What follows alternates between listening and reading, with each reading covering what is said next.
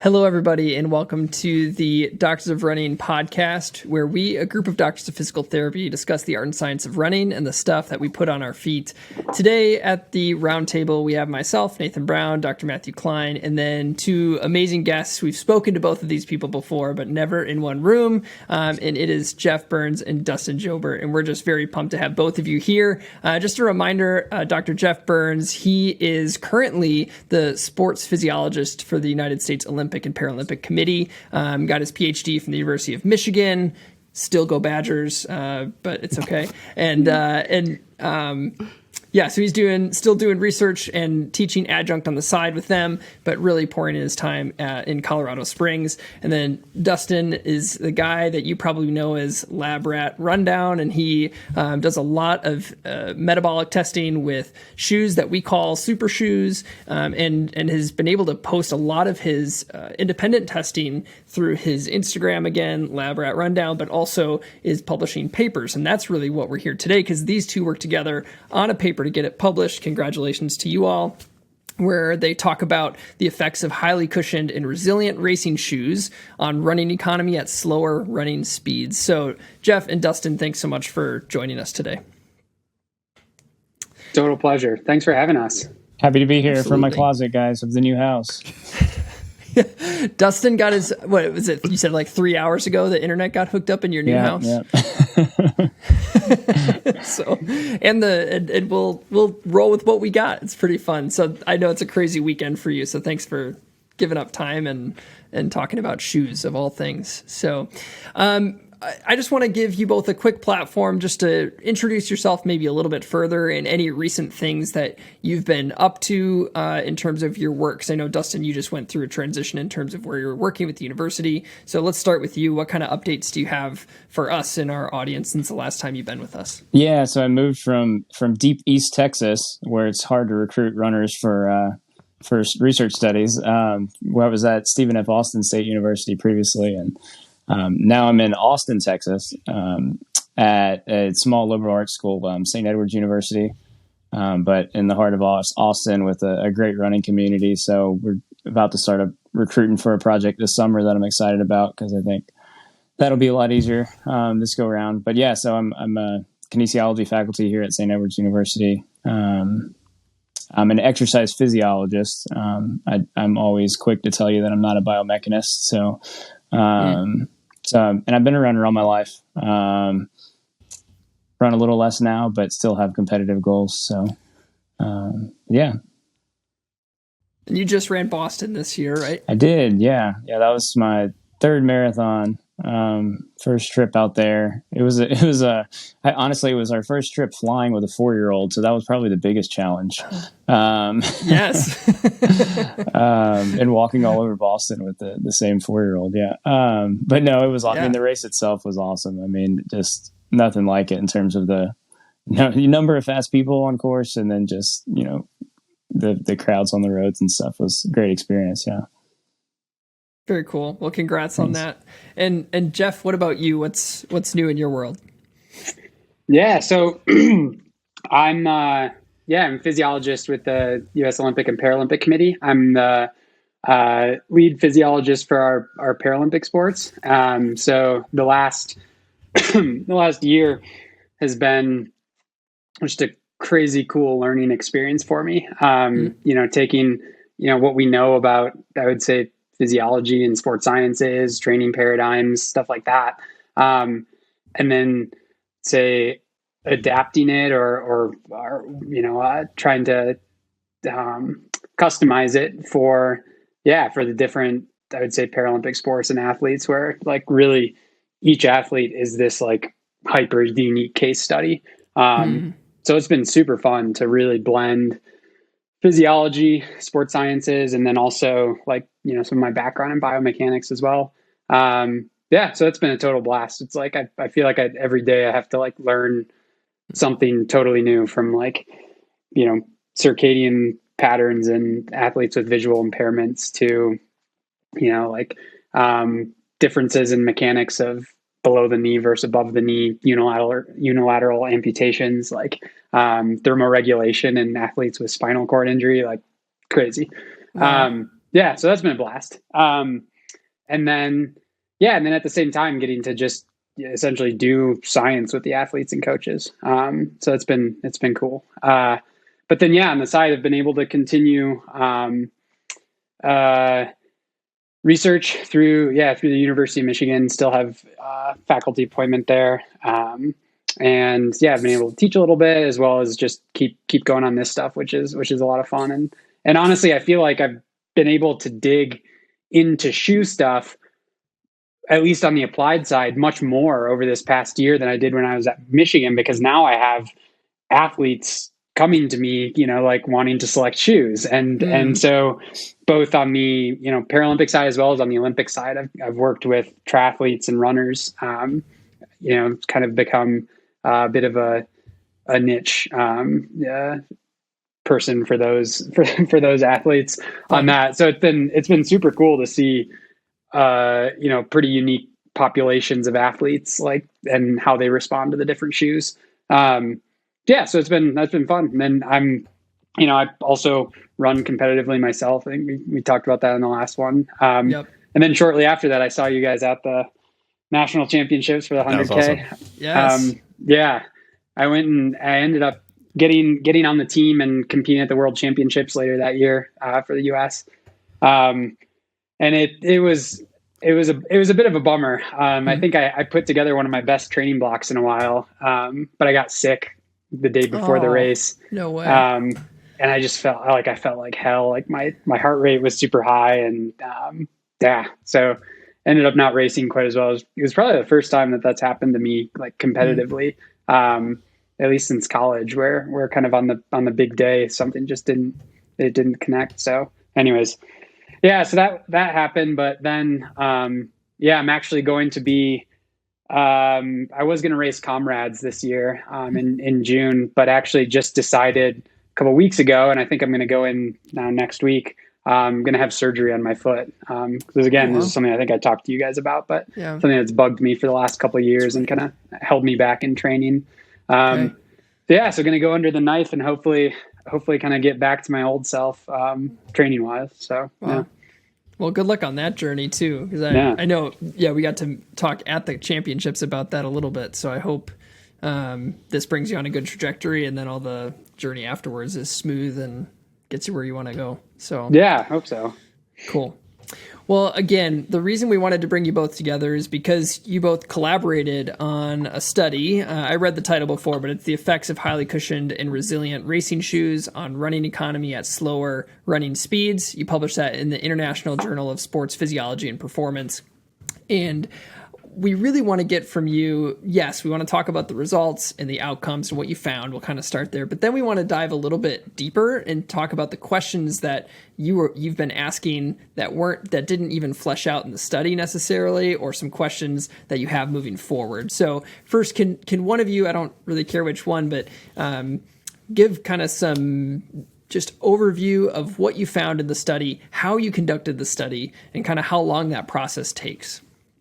Yeah, kick that to Dustin because he's the architect. Great, Dustin. This is all you. Sounds good. Yeah. So I mean, initial question was most of the research that had been done previously with like the new super shoes. Most of it's on like the Vaporfly line, but you're looking at studies that pretty consistently like 7-minute mile pace and faster.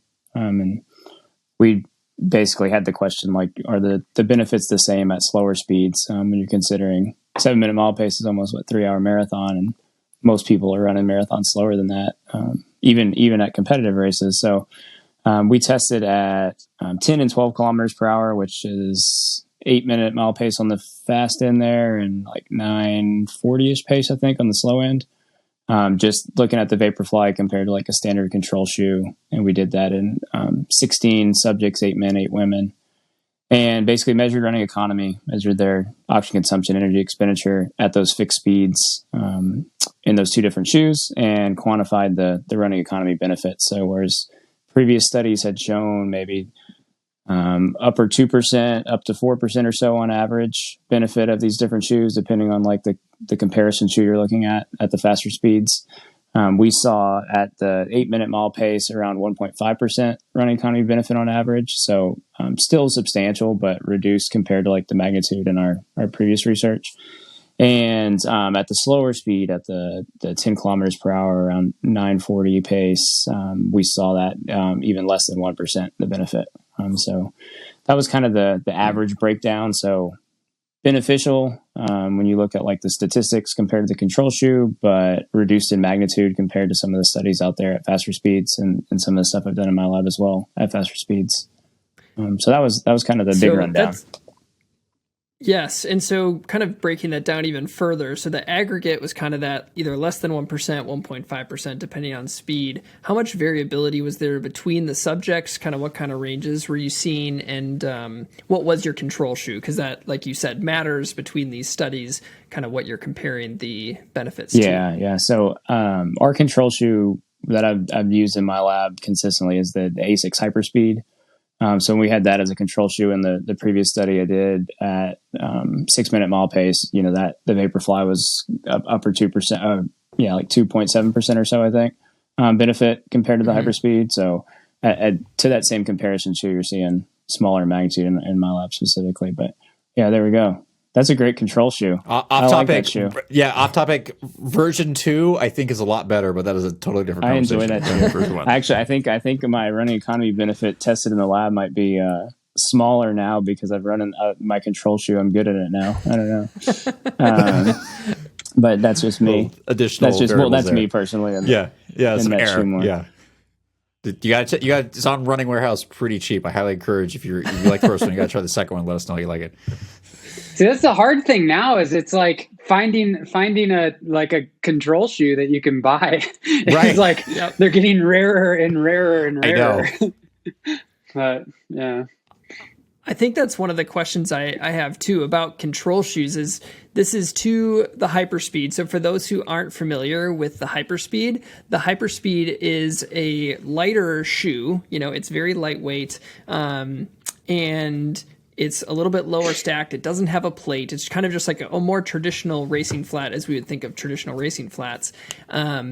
Whereas if you were to take, the shoe like the Hyperspeed, and instead of using that as a control shoe, using a Brooks Ghost, which people who are running kind of that maybe 8-minute per mile, 9:30-minute per mile marathon, they're not necessarily going to ever grab a Hyperspeed and race in that for their marathon. They're going to probably grab maybe a Hoka Bondi or, a Mizuno Wave Rider or something more like traditional daily trainer.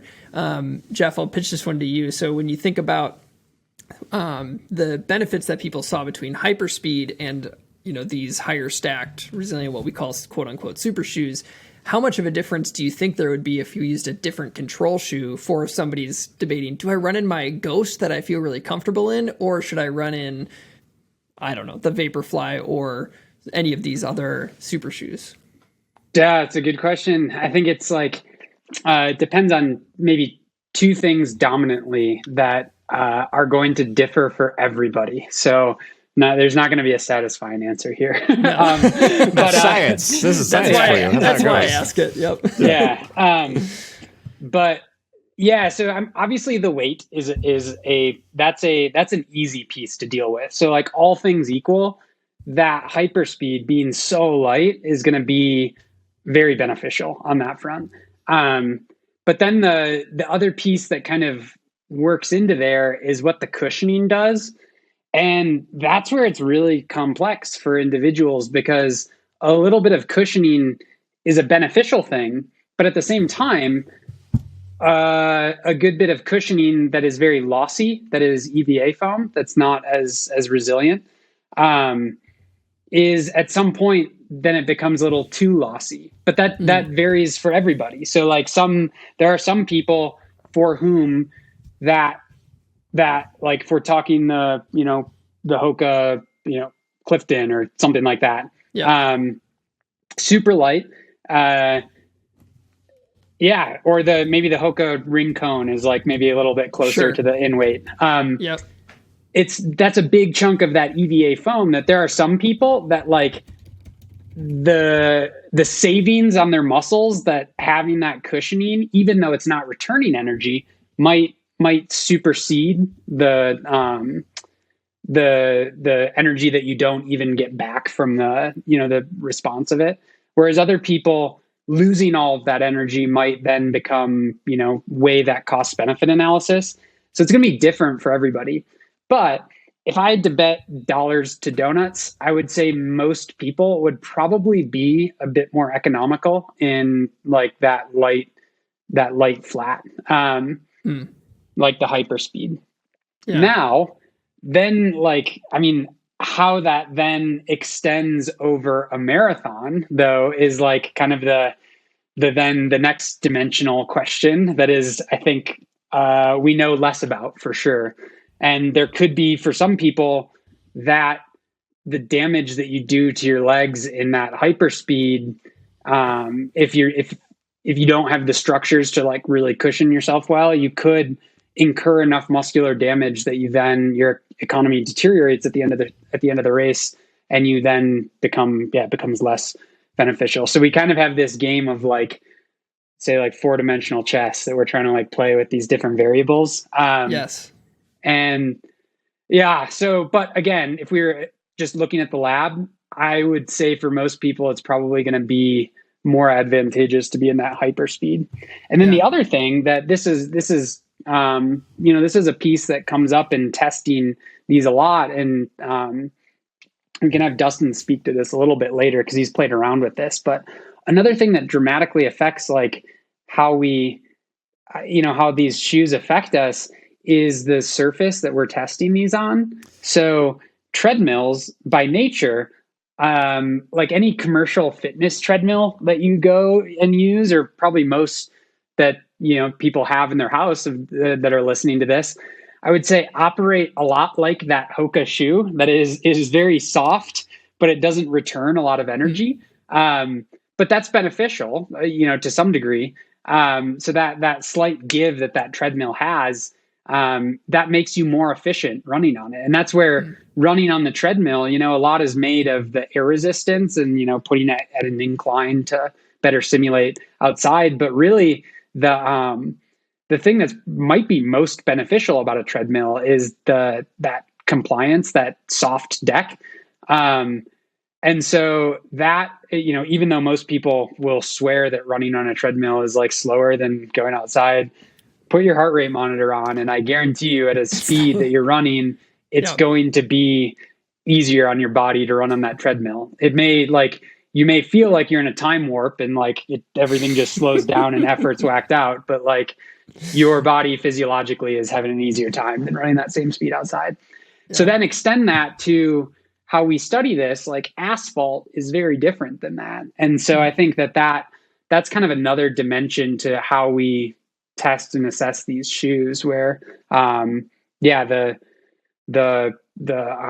stiffness of that treadmill deck will have a big influence on that. So yeah, that makes a lot of sense. And I think what I'm hearing from you too is somebody who's running that 8 to 9.5 minute mile, big picture, will likely, we don't know for sure, likely have a better running economy in a typical daily trainer that's a little bit heavier. Than they'll have a worse running economy than the hyperspeed, which then would accentuate the total benefit if you jump all the way to a super shoe, potentially for that person. So in theory, the less than 1%, 1.5%, to some extent might bump up would be the hypothesis. Is that correct? Am I following the train of logic there, or not quite? Can you repeat that? Yeah, I want to make sure I'm getting this. Yes. I guess, well, to rephrase kind of in that framework, I would say, that 8 to 9 minute miler. I think that there's just going to be enormous variability of some people are just going to outright be more economical in that super light flat, but that may not be sustainable over several hours of running. So that even though it's slightly more economical, it may deteriorate over the marathon. And then, so that's, in one case, but then there are also going to be those cases that you alluded to where there may be people that I would say supersede that lightness and get a little bit more benefit from the cushioning in the softer shoe. So Yeah. Perfect. So that's one of the challenges, right? Because we're testing them in a non-fatigued state, right? We're doing shorter term stuff, but then trying to extrapolate it over a distance where fatigue becomes a factor. So like the foams and the resiliency, yes, we make these kind of assumptions, maybe not predictions, maybe is the better term than assumptions, but it's not that far off that whatever is going to happen, you'll be able to maintain. But as you're mentioning, there are going to be decrements. Like this kind of shoe, like you said, just to translate, that's going to take more work out of your musculoskeletal system to handle running in that. That's what we know about firmer shoes, less cushion shoes versus the more cushion runs, and then adding resiliency on the top of that is a different equation. But that's where I think some of the challenges coming is, yes, in the short term, we see these economy changes, but what's really happening over that long term? So that makes me wonder, can we test them in a fatigue state and see what happens? But that might be off topic. Just curious. My brain's going there. Yeah. And, I can, maybe I can jump in on that and come in from left field. Yeah.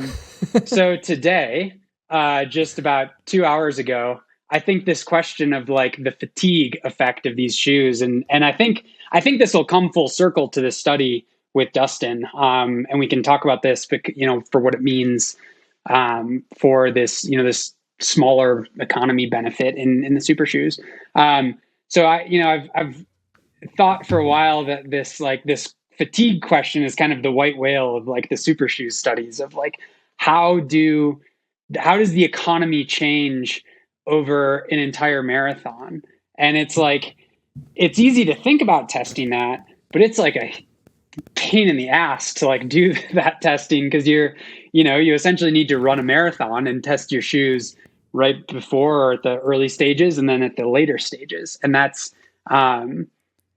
challenging because it's running a marathon. Is that, first of all, is that going to pass IRB? And then second of all, who's going to sign up for that? I was going to say, it's actually except fun maybe fact. Geoff. Yeah. I wrote an IRB that went through it right before I left Michigan last year. Like it got approved probably like a few months before, and it's still out there. So it's like I have IRB approval for this study. Great. So I will say today, this is hot off the press, breaking. I piloted that study. Yeah. So this morning, or not this morning, it was like midday it was about 2 hours ago that I finished. I ran a marathon on the treadmill. And I had, for those who don't know him, this is just a normal level for Geoff. This is just an average day. Yeah. Yeah. So went into the lab and, we have Woodway treadmills in there and had the Parvo 2400 True One metabolic cart, kind of tried and true. And I decided to take measurements at the beginning, middle, and end. And my protocol was, I would run, and the two shoes I was testing my control was the Saucony Kinvara 12. So a couple models ago. Again, I think I need to go and stock up. I've actually heard, this is a tangent, that they are going to be releasing the Kinvara as both a PBAX and EVA option. Is this correct? So that would be, I'm going to get in trouble for this, the normal, and there's going to be a Kinvara Pro as well. But I've heard some other rumors about what you're talking about, but I don't know the answer to that. Okay. I'll take the Kinvara Amateur for a control shoe. Kinvara Amateur, I like that. Yeah. But anyway, so I use the Kinvara, and for reference, and this will be kind of good context too, is like the last time I did testing across a suite of shoes on myself was last summer, and that's what I used as my control shoe. And at that time, I got about a 5% benefit in the Vaporfly and the Alphafly relative to that. So I decided to use that shoe again. And so I went, I did essentially 8 kilometers. I broke it up and I essentially repeated the same thing 3 times. I went 8 kilometers steady and then did 4 trials of 1.5 kilometers. So you can think, your listeners, that's 5 miles and then about 4 by mile.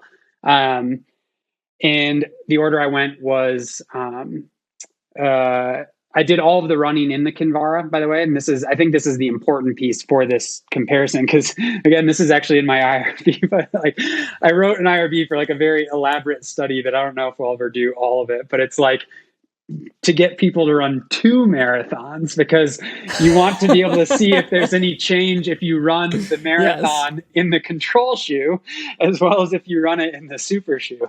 But anyway, so I ran in the Kinvara. So I ran that first chunk, and then I went, as we do in these studies, do it, and this is what did in this study as well. What you'd call a mirrored design, where you go shoe B, shoe A, shoe A, shoe B. And so I went, was running the Kinvara and went Alpha Fly. This was my super shoe that I was going to use, was the Alpha Fly 2.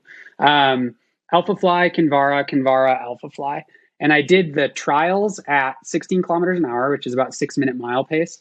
And then prior to that, the 8 kilometer chunk, the 5 mile chunk, I did kind of like progressing from, it was about 8-minute pace down to about 6:50 pace through the first half, and then 6:50 pace through the second half of it. And the reason I did that was like, one, I'm not in like, I would say high-end shape right now.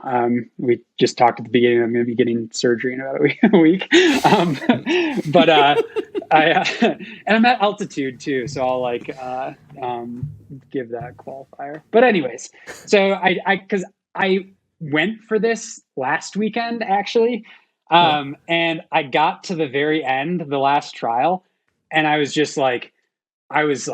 bonking hard and like seeing stars. I'm like, I'm like here, I'm almost done, but I can't finish it because if I run fast, I'm going to fall off the treadmill. So it's like, which I actually did that a couple weeks ago. I fell on a treadmill. And it's kind of it's a very wild vestibular experience. But anyways, so went a little bit, like tampered it back a little bit on the like kind of middle segments. So anyway, so I did that. And I repeated that 3 times. So you can think again, it's 8 kilometers, 4 by 1.5K, 8 kilometers, 4 by 1.5, 8 kilometers, 4 by 1.5. So again, it's kind of like 5 miles, 4 by mile, 5 miles, 4 by mile, 5 miles, 4 by mile.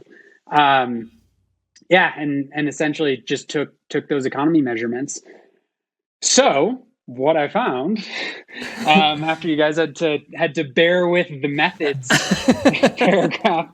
several paragraphs, pull it up here. The difference between them in the first trial was 2.9%. So the Alpha Fly was 2.9% more beneficial. And that's I would say probably on the order of magnitude to what Dustin's seen in some of his studies. But I think it also speaks to the level of like variability that we have. Again, I would say the last time I tested myself in the Freedom a couple weeks ago relative to the Alpha Fly, which is a P-Bax shoe, but it doesn't have a plate in it. And I was 3% more efficient in the Alpha Fly. So anyway, so I was 2.9% more efficient. The second round, I was 4.1% more efficient. Wow. The third round, I was 3.3% more efficient, which is like the most, like, as I was crunching these numbers, like literally right before I jumped on this call or this podcast, after I got through the second one, I was like, whoa, interesting. And then I got the third one. I was like, oh, what? Like the most unsatisfying thing. Like, I wanted to see 8%. I know. And I will say the interesting thing is that middle one, I felt the worst. And I will say I took like less gels than I would, because you don't want to mess up the testing too much, but took fewer gels than I normally would. But in the middle, I felt just like mechanically, I didn't feel as good. And I had even like written that in my log afterwards of like the middle one was the hardest one. But then at the end, the difference between the two shoes felt the greatest. Like when I was doing like that last trial, I was like, oh my gosh, this feels like night and day. Like it couldn't have felt more different. So I was pretty surprised to see that. And my economy really didn't change through all of that either. Okay. And so there are, I think, two things going on there that, again, is extremely unsatisfying, but is also good why we do these, this would pilot. If I did that 10 more times, which I really don't want to do, I'm curious what would happen there, like what the noise is. Because there was, I think, a very definitive jump in that second round where it became, more beneficial to be in the alpha fly. And again, it corresponded to my sensations of just feeling like not fluid. But then the end, it's like a little bit noisier. So I think two things. One, I definitely wasn't maxed out like I would be at the end of a marathon. Like I didn't feel like I was finishing a marathon. I felt like I'd been running a while and I was tired, but I wasn't at that like bodily limit that we take ourselves to.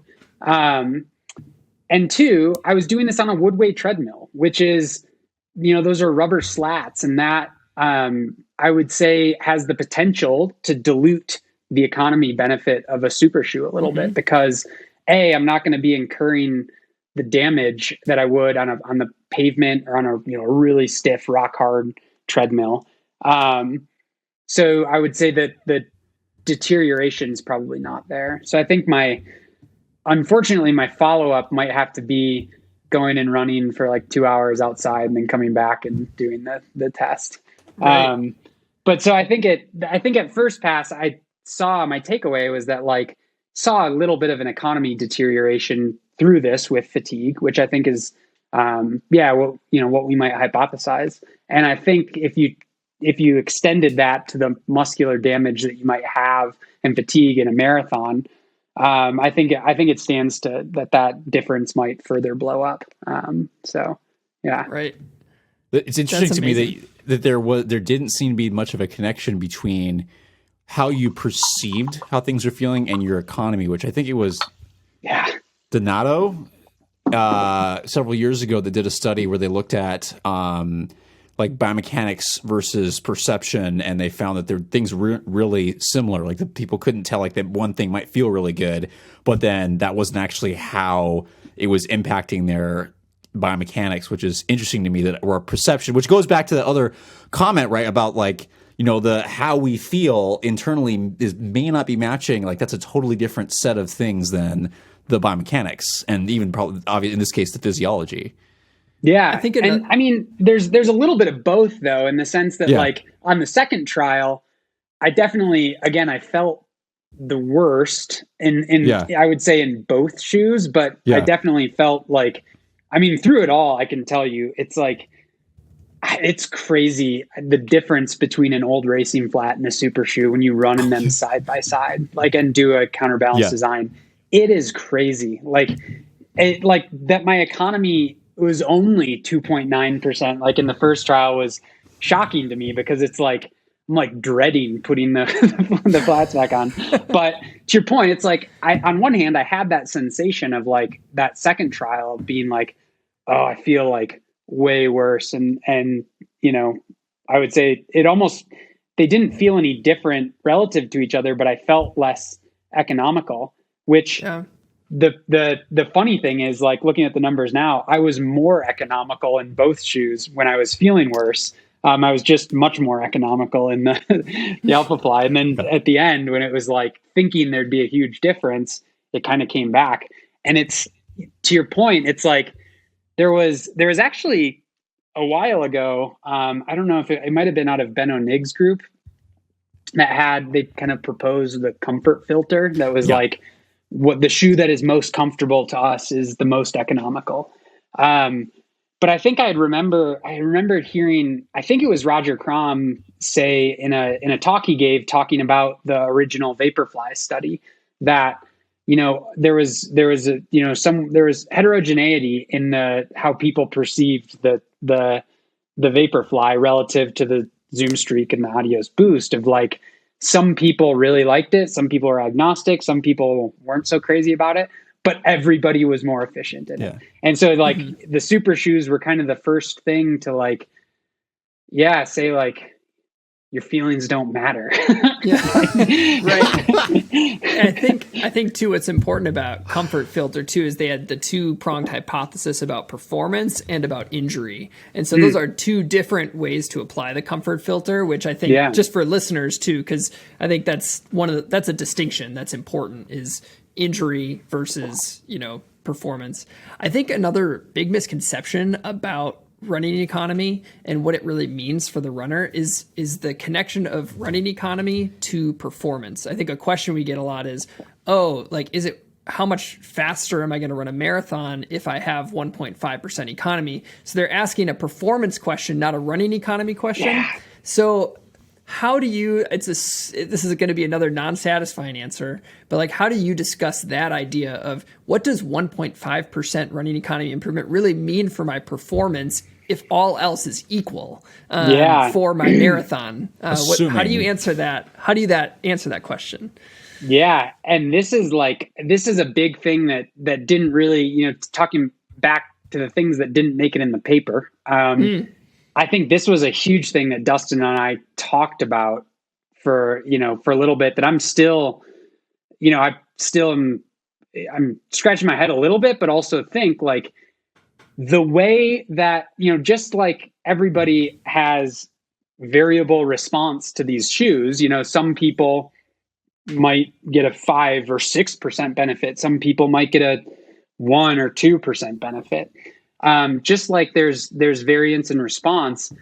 The thing that is not talked about, but is equally true, is there is variance in how you translate your running economy in a lab on a treadmill to running speed in the real world. And, Shalea Kipp had a really nice paper that around the time of, I think it was in maybe 2019 came out, that did just some mathematical modeling primarily around air resistance, as well as VO2 kinetics there's, air resistance, obviously you have a nonlinear relationship with speed. So the faster and faster and faster you run, theoretically speaking, if we had no air resistance, if we were running in a vacuum, your running economy would translate almost directly to speed. One of the things that Shalea got into in the paper is slight nonlinear uptick with VO2 across speeds. But I would say it's the dominant factor there is air resistance. So again, if we had no air resistance, it'd be pretty close to 1-to-1 of economy benefit to speed benefit. And so they did a nice modeling exercise where they showed if you factored those two things in, running economy as well as kind of upward tick in VO2 across speeds, the benefit obviously gets less and less. I have to go back and double check, but I think the 1-to-1 mark was it might have been around a 4.5 hour marathon. Whereas then anything faster than that, you start getting less of a return on your speed, all the way up to a 2-hour marathon. And we're talking more 2 to 3, it's about a 2/3. If you have a 3% improvement in economy, it's going to translate to a 2% improvement in speed. Again, that's at the elite level. And then, even slower than that, it would be actually more beneficial. But the tricky thing with that though, is that's just pure theory of efficiency translating to speed. That, I guess to put it another way, that's the assumption that that's efficiency on the road translating to speed in the road. How we translate efficiency in the lab to efficiency in the real world is and then performance in the real world. This is another thing that there's just enormous individual variation. Some people might be I don't know, really bad treadmill runners or good treadmill runners, or the way that they run on a treadmill may be very different from outdoors, things like that may just have variability there. So that same group, Wouter Hoogkamer, who did the original Vaporfly study a few years prior to that, he actually did a cool study where they looked at changing people's economy in the lab with weights on the shoes and then using the same weights on the shoes to change their race performances outside. And you saw this same kind of, I think it was pretty, because they were running 3K time trials, and I think it was a pretty similar speed. I'd have to go back and check. I think they were running somewhere between 9 and 10 minutes for a 3K, which is getting close to that, like I would say maybe 2:15 marathon pace or something like that. 9 minutes for a 3K would be 2:06 40 marathon pace, and then 10 minutes would be like more like 2:22. So somewhere between 2:06 and 2:22. Pretty fast. Yeah. Anyways, fast. And I think if I recall correctly, they saw, I think it was a similar thing where it was about 2/3 of the economy change that they saw in the lab translated to about a 2/3 percent change in performance. So if there was a 3% decrement of economy in the lab, those people ran 2% slower. Okay. But with that, there were, enormous variation around each of those. Like it wasn't just everybody did that. It was like, there might be one person that had a 2% change in economy in the lab and had a 2% change. So like the error bars on these were big. And I think that's something that gets lost in the conversation a lot, is like how we translate our efficiency in the lab to efficiency in the wild is I think very unique and individualized. And so, I think that again, this was something I was thinking about on the treadmill today, as I'm running. Like another reason it's very different doing that on a treadmill and running a marathon on the treadmill is like, on a treadmill, you're responding to the belt that is being driven by the motor. It's still a substantial energy cost, right? Like similar to outside, but like it becomes, the feeling in like a marathon at the end when it feels like the world is just slowing down and it's so hard to keep yourself moving forward. It's a different mechanical sensation, and I would say mechanical like interaction with the task of just responding to that rather than having to like brake and propel yourself that is it, outside in the wild where like every step requires you to move yourself forward rather than responding to this kind of moving substrate beneath you. So I think that all kind of like, this all hovers around this like variability in how we translate our efficiency in the lab to the wild. That gets back to this study, I think, that we did, that, you have people testing, like I would say still beneficial, but less beneficial at these slower speeds. Those could be people that, the way that they translate those efficiency benefits in the lab, it may not be the same outside. Right. So I think that's still a big question mark, but I think could potentially explain that, because I think, again, coming full circle, I don't think we put this in there either, but like the New York Times, you guys probably remember, like did that really cool big data analysis on the shoes. And they showed that basically this idea of the faster and faster you go, the more that running economy benefit would translate to less and less of a performance benefit. It played out beautifully in their study, where like the people running 220 or faster, I think, got about a 3% speed benefit, like performance benefit. The people that were running, I don't know if it was like between 220 and like 3 or 3.5 hours, it was like 4%. And then the people running 3.5 or 4 hours and slower, it was like 5+% benefit in performance. So I think there's still these other dimensions to the shoes that we're unpacking. But I think one of the big ones is how individuals translate their efficiency in the lab to the wild. Just in one dimension, but then over the 4 dimensions of time, I think is kind of the other piece too. That's interesting that you mentioned that. And I remember really that has gone back and forth where people have argued, oh, if you're an elite runner, you're hitting that you might get more benefit from these shoes versus a slow runner might not. But that sounds like in terms of performance, we might actually be seeing the opposite, that somebody who is potentially already very economical, right, may get less performance benefit than someone who is not as economical. Am I understanding that, interpret that in that, like at least having a hypothesis, or not quite? Am I misunderstanding this? Yeah, I think there are a couple, like, again, maybe a couple things embedded within that. Because so I don't think it's related. Well, it's tough, but I don't think it's related outright to initial economy. So Okay. there have been, I think, a couple of these studies so far, and I think this one included, where the degree of benefit somebody gets is not related to their initial economy. So less economical people aren't necessarily going to get more or less benefit.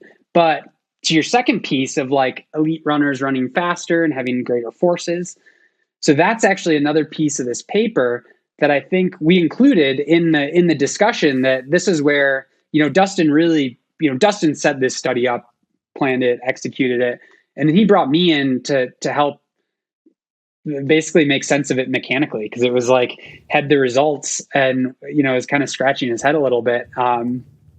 And one of the thoughts on the change was, when I first looked at I would say the demographics of the runners and their mechanics, so like their stride frequencies, I was looking at the speeds they were running at, like 10 and 12 kilometers an hour, right? So like 10 and 8 and 10 minute mile pace.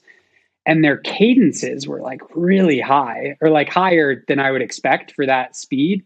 So they were like low 170s and high 170s at each of those speeds.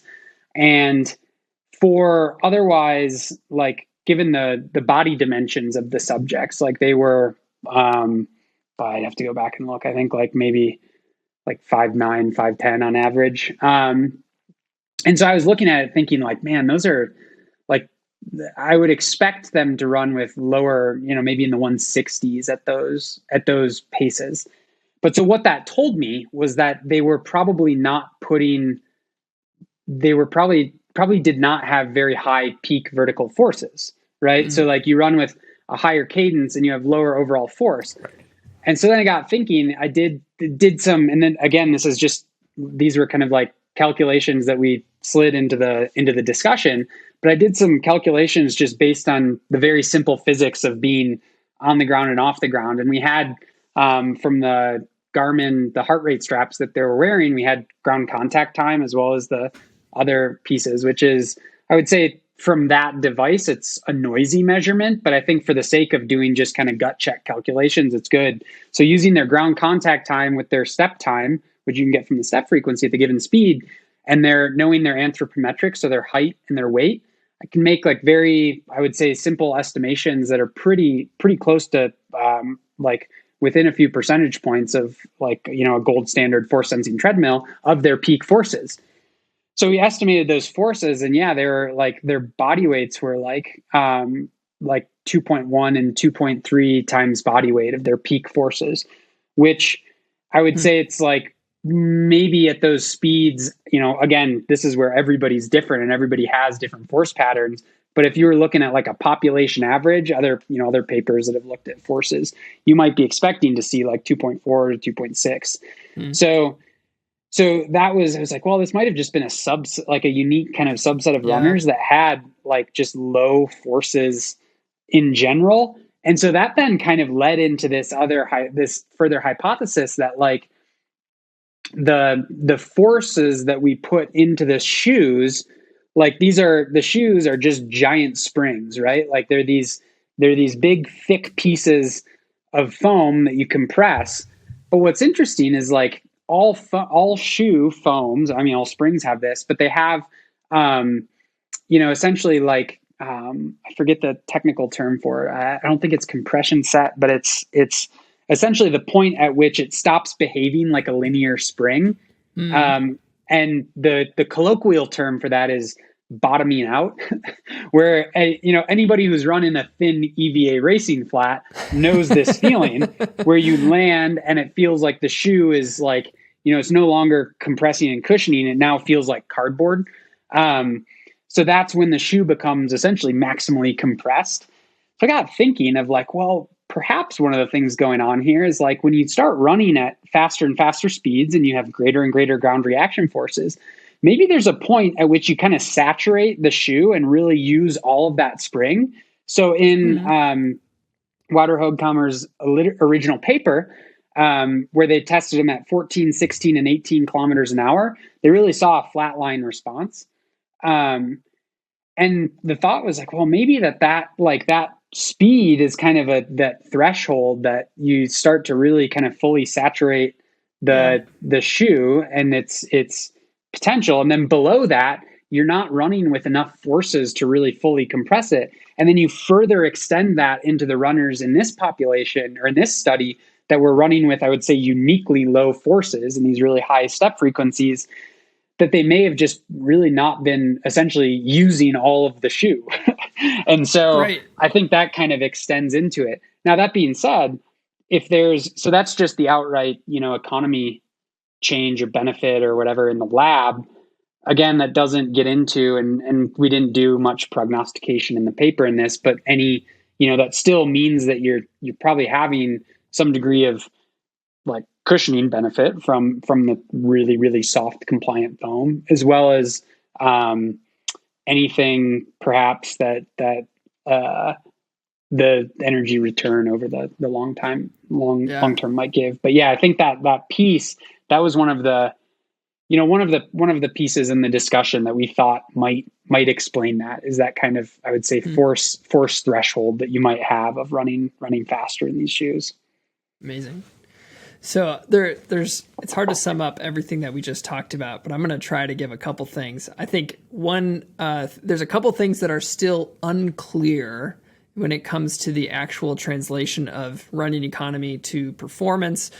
We just don't know what that's going to look like for each person for a myriad of reasons. We also don't fully understand the effect of fatigue on our response to these shoes. You had the pilot study today, but I think those two factors are really interesting. And another thing that popped into my head when you were talking about the translation of running economy to performance was you talking about how the psychological side of things, when you put on the Kinvara, you almost dreaded putting it on after you were running in the Alpha Fly later. Just thinking about what that would be like as a runner, getting at mile 22 and thinking about, I got to get another 4 miles. If your shoe is part of this terrible experience, that could go down a very south path, at least for a weak mental person like me. So I think that could be another factor too. We're all weak mental people at the end of marathons and long races. We've been broken down. I finished the last one I ran. I finished, and 10 minutes later, I just started crying, and my wife was like, "Why are you okay?" I'm like, "Yeah, I'm fine." She's like, "Are you happy?" "No." "Are you sad?" "No." "I don't know. I'm just crying." This is like the reference to Rob Williams, who's like, "Have you ever seen a marathon at the end of the run? They're like, I'm alive." Oh. But yes, it breaks you. It breaks you down. It does. Psychologically, physically, it's everything. Emotionally, yeah. You referenced kind of briefly, and this was probably 30-40 minutes ago, you referenced two things. One, you talked about resilience. If you want to hear more about resilience, we got to talk to Geoff before. We have like a 2-part episode where he goes into material science about foams, talks in depth about terms like compliance and resilience. So go back and listen to that if you haven't already. The second thing that you brought up was the idea of muscle breakdown in a flat versus a more cushioned shoe or something with more even EVA foam or something with that. Can you help us understand how cushioning in a shoe helps decrease muscle breakdown and fatigue during a run? We know forces don't just disappear, they go somewhere. So how do shoes play a role in decreasing muscle breakdown? I guess that's kind of my next question. really Yeah, quick so- off topic. The midsole property episodes are some of our most popular episodes ever. By the way, They are. Oh, cool. Well, Yeah. maybe before the end, you can peg me on. Like I said, I finished wrapping up some of the data analysis on the actual midsole properties of some of these shoes, and I can give you a Yes. paper's not out, paper's not written, but I can give you a teaser on some of those. We should do a teaser and then do a full episode on it because that'd be later, fun. yeah. That'd Could be do fun. that. Stay tuned. Yeah, but yeah. So the muscle breakdown piece is, it's related to essentially how our bodies function when we run. Is we function as giant springs, right? So we're running along, and we orchestrate our all of our muscles and our limbs, really our whole body. I'd say like running is a whole body exercise, right? You are tensioning your whole system and to again behave as this giant pogo stick that bounces along. And so with that, spontaneously, when you land on the ground, you have muscles that are functioning concentrically. So like your hamstrings, well, actually, when you land on the ground, they're going to be functioning eccentrically. But like, really, you have this like dance between concentric muscle action, which, for your listeners, concentric muscle action is the muscle shortening. So it's like doing an arm curl, your bicep is acting concentrically. You have isometric, which is the muscle is basically against resistance, maintaining its same length. And then you have eccentric, where the muscle is essentially extending in length under a load that it is trying to resist. So if you're doing that same bicep arm curl and the weight was too much and you were giving it everything you had, but your arm was just opening up more and more and more, your bicep is eccentric. So when we run, all three of those muscle actions are going on all over our body in different forms and different like muscles, like simultaneously. It's this beautiful orchestration that just is constantly happening dynamically. But that part of that, I would say that braking action when we run, that's dominantly eccentric action. Some of it's isometric, where we're trying to transfer force while we maintain muscle length. But yeah, so that eccentric activity, that is essentially cushioning by decelerating the body as like our spring compresses. And that can be very damaging. Like if you look at, like I would say the dominant form of like eccentric loading that you might think in running is like running downhill. If you run downhill for a long time, I think one of the interesting things is like everybody. So I know this like very viscerally, like through comrades. So anybody who knows about comrades is you have like both the up run and the down run. It's an ultra marathon in South Africa, and the down run, you literally are running like a marathon downhill the second half of it, and it's brutal. Like it just destroys your legs. But the thing that's fascinating about it is like every person has a different muscle group that they like complain about that like, oh my gosh, those downhills destroy your quads. Another person be like, oh my gosh, those downhills destroy your calves. Oh, those downhills just wreck my hamstrings. So I think it's like fascinating that we all kind of have different like pinch points in the kinetic chain of what is getting wrecked by this eccentric action. But so that's downhill. But the same thing happens when we run on flat ground where we're braking ourselves, and that part of that is just again decelerating our center of mass, but also protecting all of our structures. And so that again carries a cost. And Roger Crom had kind of this paradigm that they call it the cost of cushioning. That is essentially the cost to maintain this muscle tension and decelerate the center of mass safely, so as to not whether it's negatively affect any structures or rip anything or break or protect our bones and our other structures. So shoes, that's why shoes like outright are generally beneficial, like more beneficial than being barefoot. So even though that there's a cost to carrying the shoe on you, most people have greater benefit from just having like a very light shoe on to cushion their body. So anyways, so that's kind of the function of shoes. And that's the crazy thing about the new generation of super shoes is they're just so much softer. So like they can Yeah. do so much more cushioning. But then this gets into the like, this is the kind of like the magic, the triumvirate of the shoes is like they're softer, so they can do more of that cushioning. So we're essentially say we're outsourcing that braking from our muscles and our tendons to this non-biological material on our foot that does not get tired. So, like our Achilles tendon is this great spring that functions elastically, but it requires energy, i.e. our gastrocnemius and our soleus, maintaining tension. So there's a cost to that spring. Pebax foam, like, is a great spring too, and it requires 0 ATP to function. Yeah. Right. But so anyways, so like these shoes, they're super soft. So they're so much softer than even any other EVA shoe. Right. But critically, and this is like the magic, is that they're resilient, so they return that. And I think this might be maybe review from the last episode, but that idea of being able to both brake and decelerate your body that otherwise, costs us energy, and also has, and this is maybe what you might have been alluding to in the original question, but like there is the term that I would use is like collateral damage to that. Yeah. Of like, the muscle fibers when they function eccentrically, they rip, and like on a small scale, like just going out for, that's why it's the dominant reason why if you haven't run in a long time and you go out and run, you're really sore 2 days later, delayed onset muscle soreness. It's primarily from that eccentric braking action of the muscles.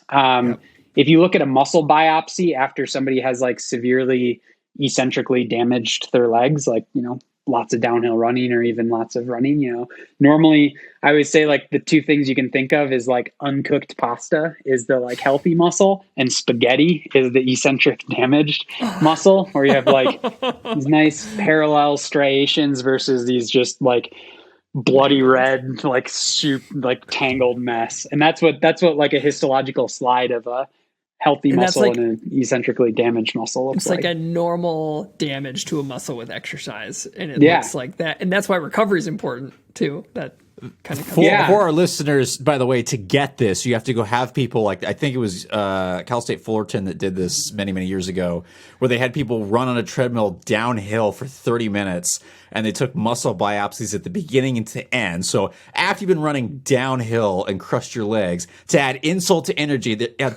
insult to injury, they're going to do a punch biopsy in your muscle, which to get that tissue sample, they have to extract it from you, which is not a painless process. So like, who signed up for this? Or they probably didn't read the I should know this consent. The consent form. You're like, I don't need that. I think the other part that you just talk about with the eccentrics is there's another study that talks about the stiffening of a limb when you're on a cushioned surface. So even when you have that cushion underneath you, your body reflexively stiffens, partially maybe for stability's sake, but also it's helping you with that deceleration. And so you're doing less excursion, so your joint is going through less motion, which is less eccentric contraction, which may contribute to less muscle breakdown as well. This last part that I wanted to transition to is trying to get practical to some extent, and kind of speaking to the people who are in this category that this study addressed. So like these people who are running marathons in that 8 to 9:30 minute per mile. And how can we use I'll say really quick. Yeah. I want to add this because the point that you just made, like almost in passing, I think is actually a really important piece of super shoes that is, I would say overlooked. I don't want to say overlooked maybe, but like that idea of our bodies when we run on softer surfaces actually stiffen up, even though it feels like we are on something softer. So Right. to that point of taking the joints through like less excursion, the same thing happens when I think it's one of the reasons why there's like, softer surfaces might be quote unquote protective. It's not, I don't think it's because of blunting forces or anything like that people think of, because you don't. To run forward, you need to generate and sustain the same ground reaction forces. Like it's just physics. But Yep. that idea of essentially like stiffening your body and taking your joints through smaller ranges of motion, or that idea of like maintaining a stiffer system that might be more energetically efficient. I think we can think of the shoes that, if a person has the same global body stiffness running in these shoes, yet the foam is much softer than the other shoe that they have the same global body stiffness, it would stand that, thinking of a series in spring, their body has to be stiffening up to counteract that. So I think that that's another thing going on with the shoes that's kind of less, and again, it's hard to study because those, like the way people manipulate their body stiffness is going to be different. So if you do, again, like Wouter's group had, they did a biomechanics study on the shoes and the paper. And I think Ian Hunter's group at BYU also did, biomechanics study, and it was really tough to pin down any joint kinematics linked to this. But again, if everybody's kind of manipulating their body and adjusting that kind of global stiffness in different ways, it may be really tricky to pinpoint one thing going on at the knee or the hip, because some people might be modulating their stiffness at the hip. Some people might be modulating the stiffness at the knee. Some people it might be in the ankle.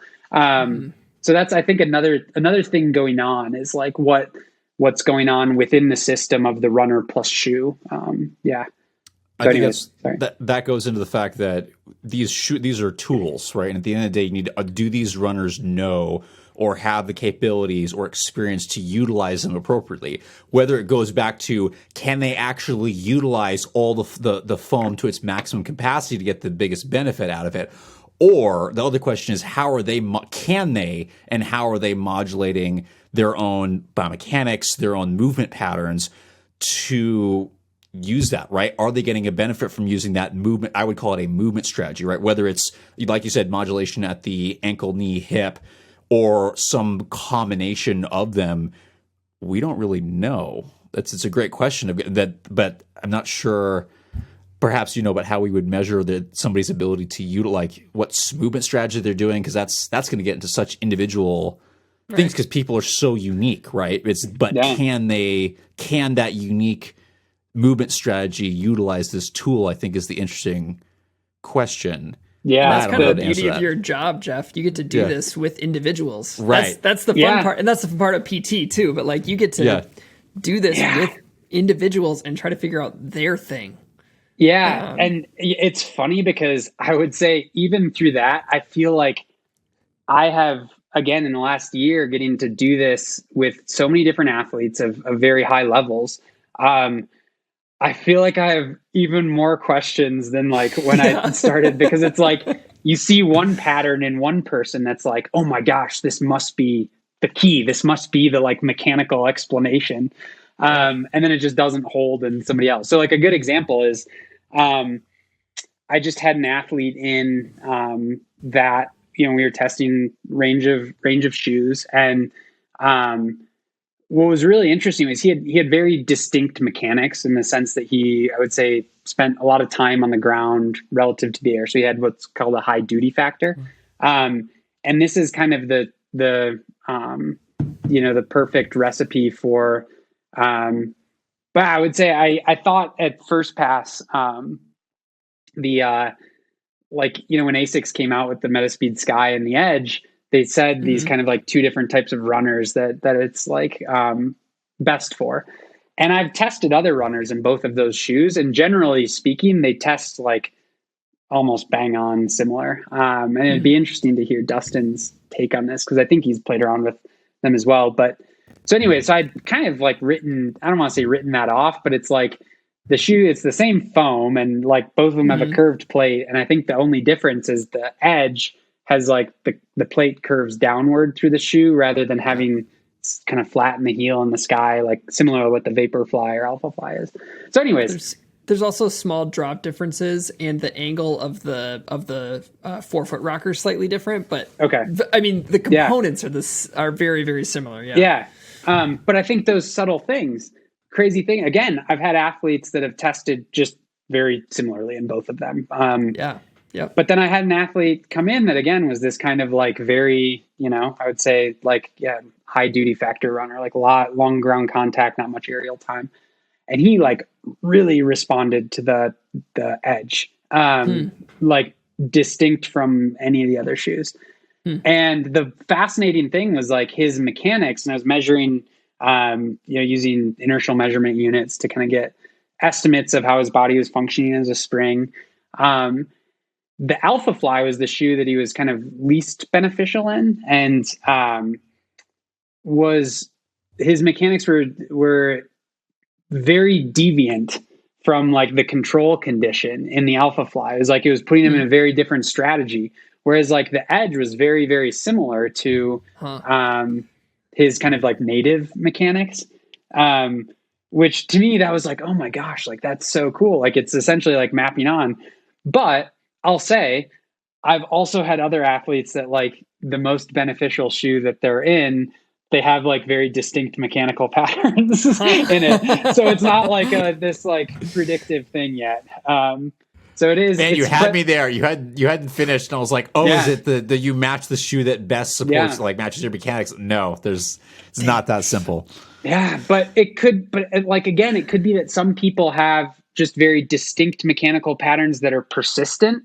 Maybe there are other people that have very like plastic mechanics that Right. I don't know, but it gets back to like I always say our gait, how we run, our biomechanics are very much like a fingerprint, right? Like it's like every person is just different, and it's like I think it's like I mean the nice thing about super shoes is that we at least know that like if you get in the Nike Alpha Fly or the Vaporfly or the like Asics Metaspeed Sky, like those are kind of I would say the Vaporfly and the Metaspeed Sky, like they're very similar shoes. And I would say by and large, like that's going to get you most of the way there. But there are other people that like you might have fringy, I would say benefits or like slightly less response to some of the other ones that have more distinctive features. But yeah.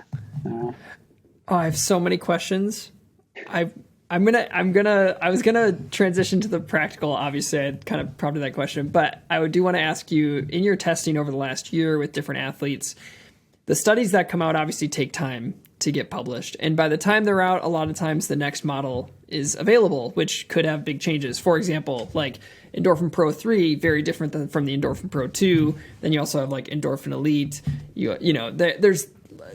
They just keep coming out. Have you tested any of the new models that haven't made those studies, like the Dustin study that showed, the Alpha 5 Vaporfly and Metaspeed Sky kind of in this category of their own? Are there any new ones that you've tested with athletes that you've seen anything unique with or interesting? Yeah, I will say that the old Endorphin, the original Endorphin seems to be variable for some individuals. The new Endorphin seems to be more uniformly beneficial. How's that? I think that and the big thing there is just that the foam that like it was always Pebax foam, but the foam in that, and one, it's a little bit lighter. I think it's a little bit lighter, maybe slightly. But the foam, and I haven't tested. I've tested the old foam, and has great energy return, but is not as soft as the Vaporfly.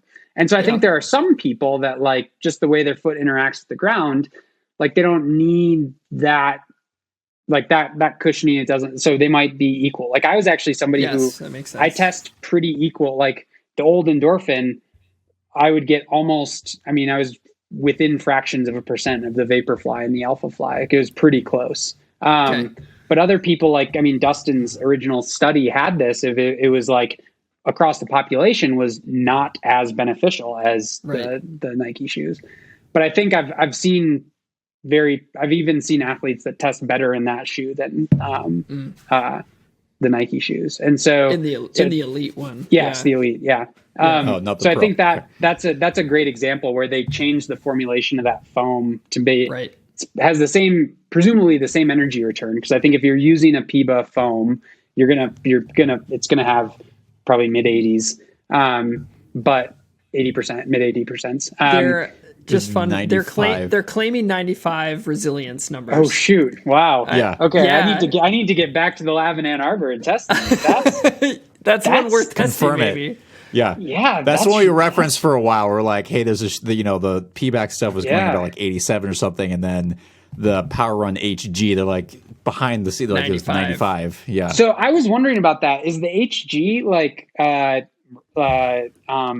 is mercury, right? They're saying nitrogen infused. They're saying nitrogen infused PVAX. The foam's believe. toxic. Yeah. I was like, It's actually, we're going to say it here, it's mercury infused PBAC. No, I'm just kidding. I think they should lean into that. Like, yeah. So powerful, it's deadly. Do not eat this. No, Yeah. just kidding. Yeah, I was wondering when I saw the Power Run HG. I was wondering what the HG, because my first, yeah. Anyways, It's mercury. Yeah. That's funny to do that.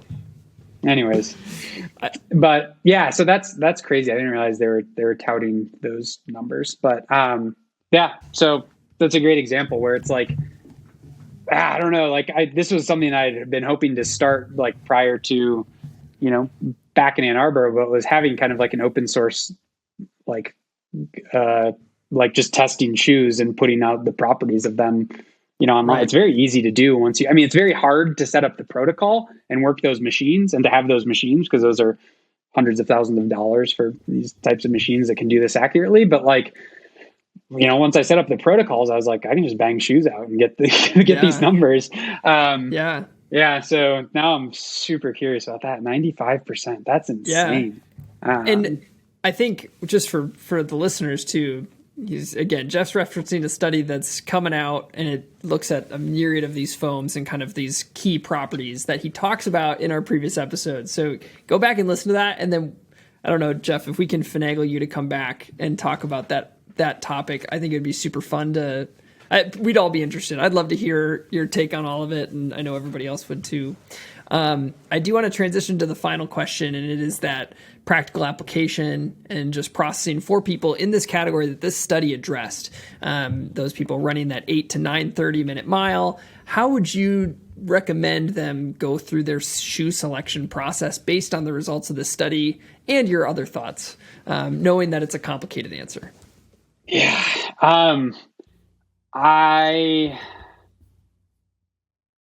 Like one half of me that just wants to be like, well, I'll just get either the Vaporfly or the Metaspeed Sky, whichever one's more comfortable, and then just roll with that. That's like my safe answer. But that's my money ball answer, because it's like, I know you're going to get on base with one of those two shoes like pretty well. Another one of these shoes you might hit a home run in, maybe, but you might also strike out. Yeah.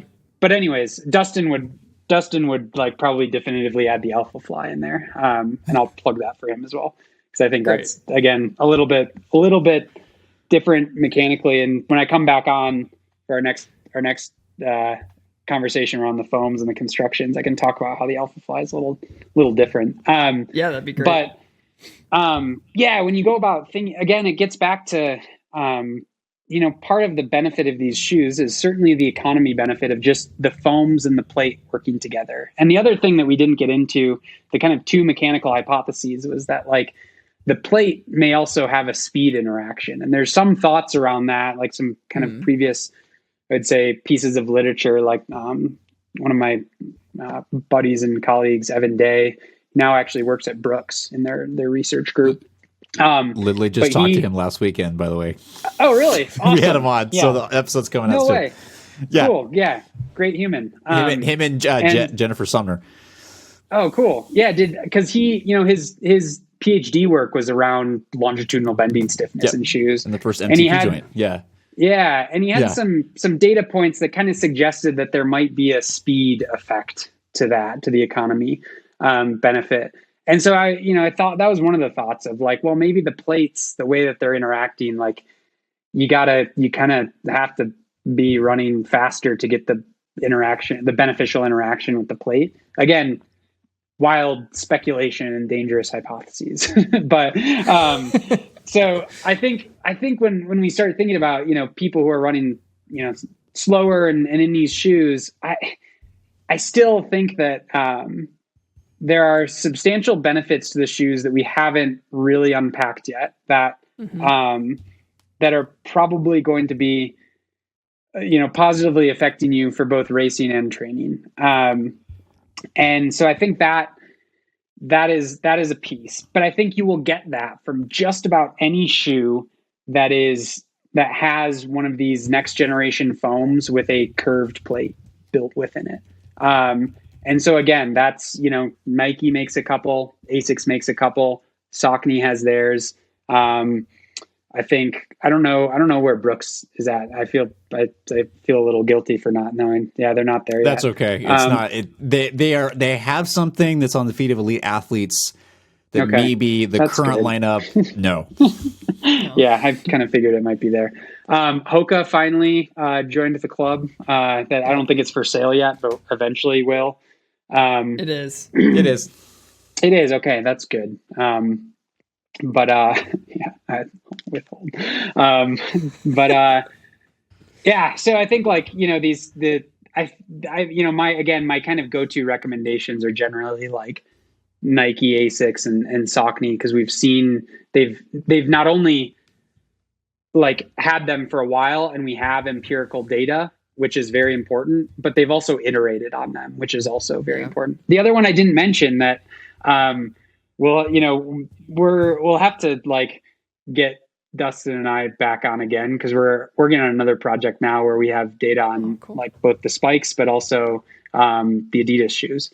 And so I think the Adidas ones are a little trickier, where they're like, I think the foam's good, and a lot of people tend to, I would say, on average, have similar responses to Nike.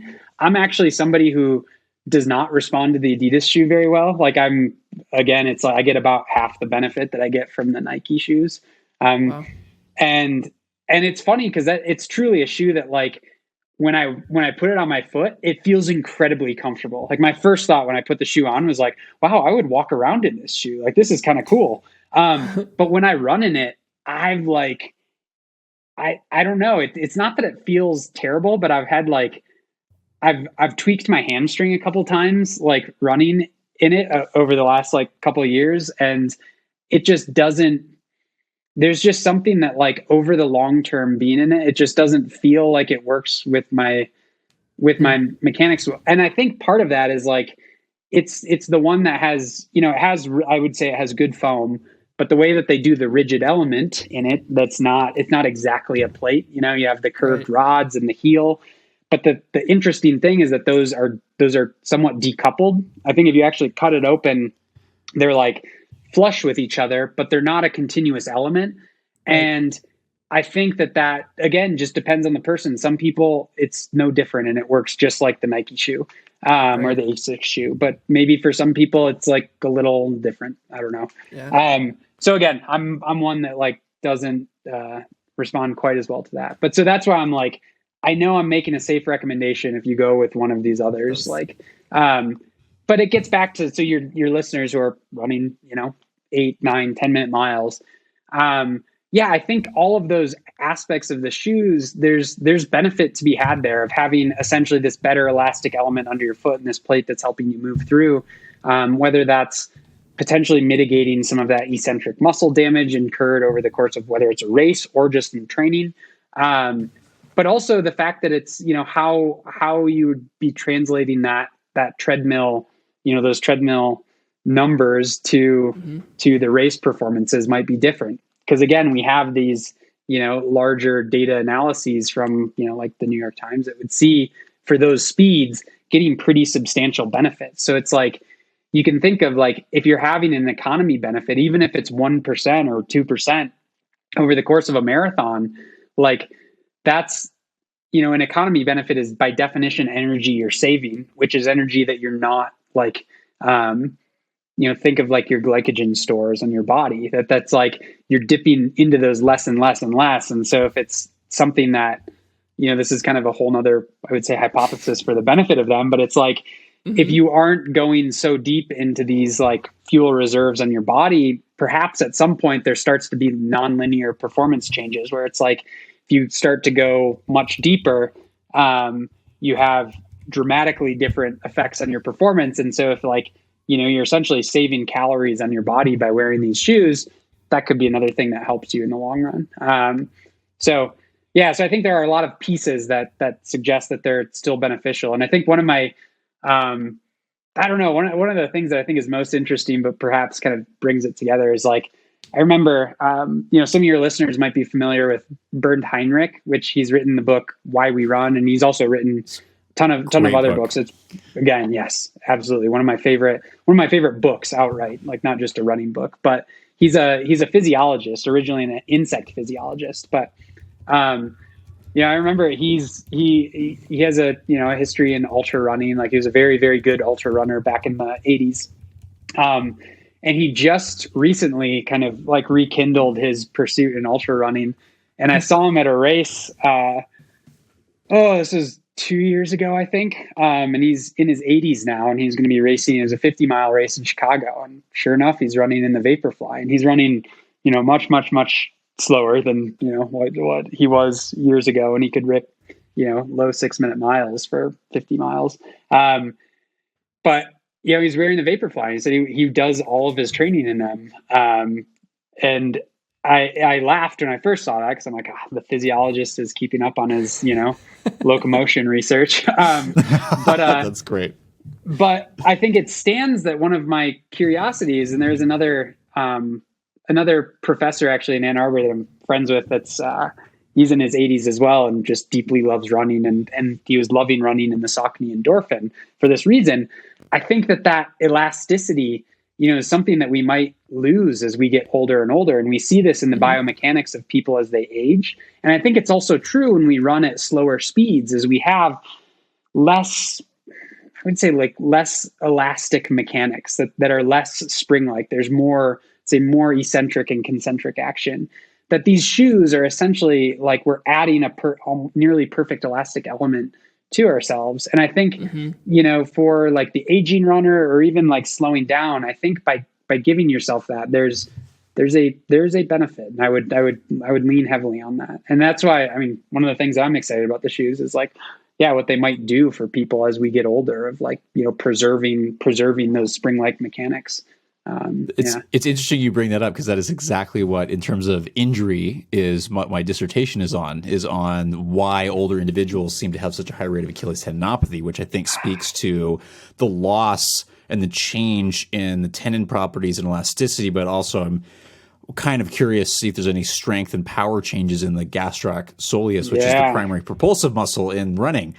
So it's very interesting as I've watched more and more, and this is now testimonial. I've watched many, many older runners go, who are my primary patient population that I work with now privately, being a professor, that they love these shoes. These are and there's a small group that's like, I'm going to stand by my hyperspeeds or whatever, but they love them. And there's always like, I just want to train in this stuff all the time because it gives me that elasticity that I remember that we are losing, right? Yeah. So it's interesting though, of what are, I can't answer this right now, but are there any risks to that, right? In terms of your ability to utilize that tool? Yes, it's giving you that elasticity, and maybe I'm not saying that correctly, but are there anything you need to do to prep for that kind of coming back very suddenly, or do you need to ease into this, which is always my recommendation? Like any new stimulus might feel great, but take your time to build in because you're responding to the shoe in more ways than you might realize.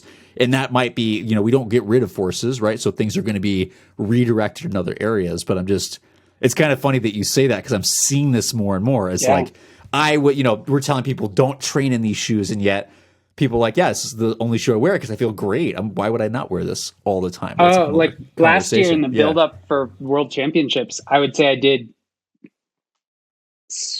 about 70% of my training in super shoes, all of my workouts and like, at least half of my daily runs, maybe even more. And for that, and I think I had probably one of my best training blocks that I've ever had, despite even having. I actually think this is a whole separate conversation, but the Achilles struggles I've had, I've actually think the super shoes probably helped me more because of Right. that.